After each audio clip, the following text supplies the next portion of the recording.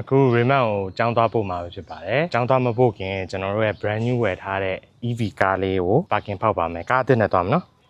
let's go let's go ဖောက်မယ်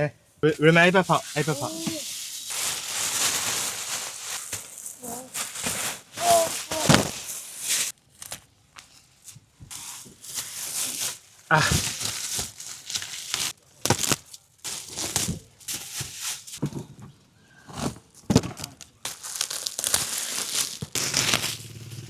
ဒါဒီ lead motor remote ကိုကျောင်းပို့ဖို့ဝယ်လိုက်တာဒီမှာကျောင်းသွားရင် EV နဲ့ပါမယ်နော်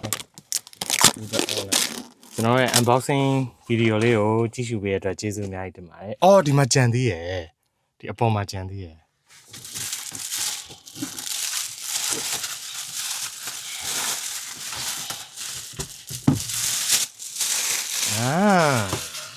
နောက်ဆက်လိုက်ပါ